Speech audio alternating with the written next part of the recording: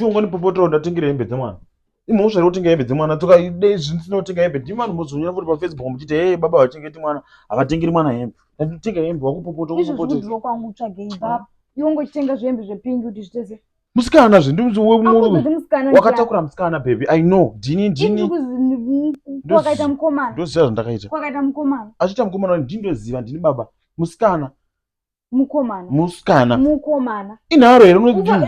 Umira kutenga hembe dzemwana musikana kuti kuita mwana mukomana. Mira unoziva sei kuti mukomana? Mira sikana yoti confirm. Iwe ukuziva sei kuti musikana?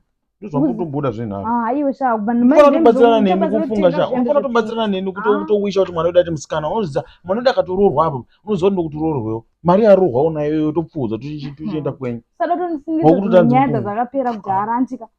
Satombotifundisa zvokwenyaya dzakapera kudhara. Ukuziva kuti usati wapedza uroora asi munhu unongodototanga. Saka unoda kudzvara mukomana wei kana uchiziva kuti zvasati zvapera kasikana kanogororwa wotogo. Saka unoti pachazoroorwa mwana iye udotisa mwana business. Udozvara mwana webusiness kaiwo. Zvonetsa izvo. Maindi kuita mwana mukomana.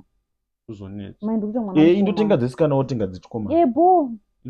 Ina ndini newo shopping. It's fine. Unoenda wega uchinotenga dzemukomana notenga dzemusikana. Tichaona kuti ndizvino. Saka akaita mukomana hembe dzecho iwe akaita musikana unoita sei? Akaita musikana wewe uchiita sei? Kokosha. Usiye kutenga hembe dzepingi. Iwe usiye kutenga hembe dzechikomana. Manje mukomana.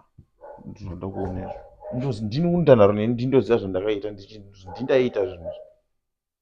Ndikudziva zvokuita ini pamwana. Manje unotana kupfekedzwa nani? Mwana wangu yeye kutaura zvinhu zvake.